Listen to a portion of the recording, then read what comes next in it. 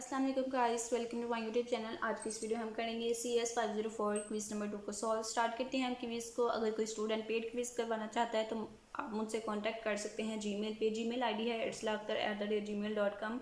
Marks की surety होगी, 9 से 10 मार्क्स जो हैं वो कंफर्म होंगे। स्टार्ट करते हैं हम क्विज़ को। सबसे पहले हमारे पास MCQs है, वो क्या है कि which relationship is concern with classes not with the class instantiation. ठीक है, कि वो कौन सा रिलेशनशिप है जो कंसर्न करता है क्लासेस से। ठीक है, क्लास इंस्टेंशिएशन यानी कि क्लास के जो ऑब्जेक्ट्स होते हैं उससे उसका कंसर्न नहीं होता, उसका कंसर्न क्लासेस से होता है। ठीक है, तो वो हमारे पास जो रिलेशनशिप है यहाँ पे गिवन ऑप्शंस में से ऑप्शन नंबर बी है इनहेरिटेंस। इनहेरिटेंस में हमारा जो कंसर्न होता है वो क्लासेस के साथ होता है, क्लासेस के ऑब्जेक्ट्स के साथ कंसर्न नहीं होता। ठीक है, इनहेरिटेंस जो है वो हमारा करेक्ट ऑप्शन है, option number B correct and verified answer है। नेक्स्ट वन चलते हैं। The criteria use to access the quality of an architectural design should be based on the system. ठीक है, कि क्वालिटी को एक्सेस करने के लिए आर्किटेक्चरल डिज़ाइन में क्वालिटी को एक्सेस करने के लिए जो हमारे पास क्राइटेरिया है वो क्या है, डाटा एंड कंट्रोल। यानी कि ऑप्शन नंबर डी जो है वो आपके पास इसका करेक्ट आंसर होगा, बेस्ड ऑन सिस्टम की डाटा और सिस्टम के कंट्रोल। नेक्स्ट वन है कि which is a technique in which we construct a model of an entity based upon its essential characteristics and ignore the inessential details. ठीक है, कि वो कौन सी टेक्निक है जिसमें हम फोकस करते हैं, जिसमें हम कंस्ट्रक्ट करते हैं क्या एक एंटिटी मॉडल। ठीक है, उसकी ज़रूरी जो करेक्टरिस्टिक्स होती हैं, करेक्टरिस्टिक्स और जो इन इसेंशियल यानी कि गैर ज़रूरी डिटेल होती है उसको इग्नोर करते हैं, और जो ज़रूरी करेक्टरिस्टिक्स होती हैं उनको हम उनकी बेस पे हम मॉडल जो है एंटिटी मॉडल क्रिएट करते हैं, कंस्ट्रक्ट करते हैं। वो कौन सी टेक्निक है? तो यहाँ पे हमारे पास जो ऑप्शंस हैं वो क्या हैं, polymorphism, inheritance, abstraction and aggregation. तो करेक्ट आंसर हमारे पास है abstraction, 100% correct and verified answer है। नेक्स्ट वन चलते हैं हम।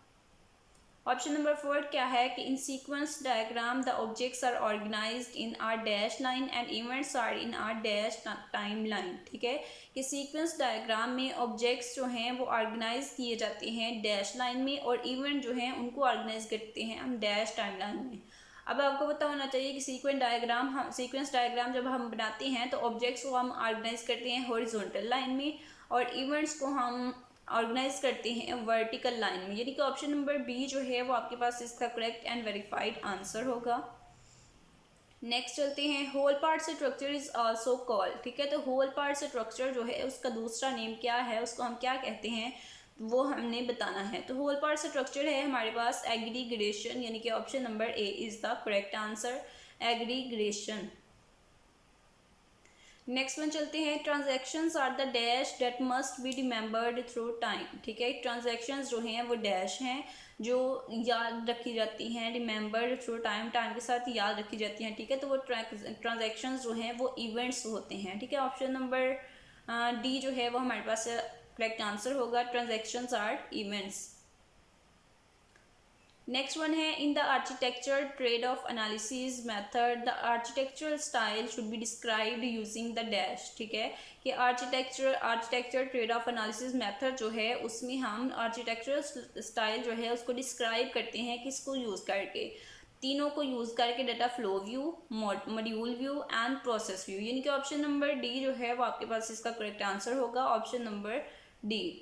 नेक्स्ट वन है कि dash has become a standard notation for object oriented system modelling. ठीक है, कि वो कौन सी नोटेशन है जो स्टैंडर्ड नोटेशन है ऑब्जेक्ट ओरिएंटेड सिस्टम मॉडलिंग भी, यानी कि आपके हैंडवर्ड्स के लिए।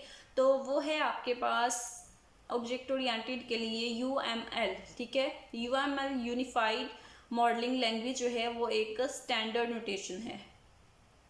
ऑप्शन नंबर बी आपके पास इसका करेक्ट आंसर है। नेक्स्ट वन चलते हैं। इन UML based object oriented model of a system the association relationship between two objects is depicted bye. ठीक है, कि एसोसिएशन रिलेशन जो है दो ऑब्जेक्ट्स के दरमियान वो हम डिपिक्ट करते हैं किससे। यहाँ पे जो करेक्ट आंसर होगा वो होगा हमारे पास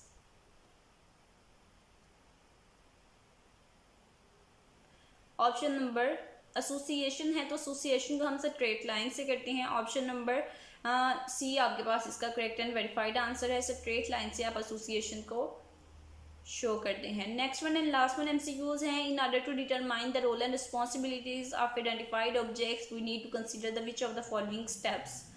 तो रोल एंड रिस्पॉन्सिबिलिटीज के लिए हमें what I know, who I know and what I do, ये तीनों जो हैं ये पता होने चाहिए। ठीक है, ये तीनों जो हैं हम डिटरमाइन करते हैं जब हम रोल और रिस्पॉन्सिबिलिटीज परफॉर्म कर रहे होते हैं। ठीक है, तो B, C and D, option number D आपके पास इसका करेक्ट आंसर होगा, बी, सी एंड डी। मज़ीद सॉल्यूशंस के लिए चैनल को ज़रूर सब्सक्राइब करें, चैनल के साथ अटैच हो जाएं ताकि नेक्स्ट आने वाली असाइनमेंट, जीडीबी और क्विज़ के सॉल्यूशंस आपको इस चैनल पे मिलते रहें। और अगर आप पेड क्विज़ करवाना चाहते हैं तो आप मुझसे कांटेक्ट कर सकते हैं जीमेल पे। जीमेल आईडी है irsla@gmail.com।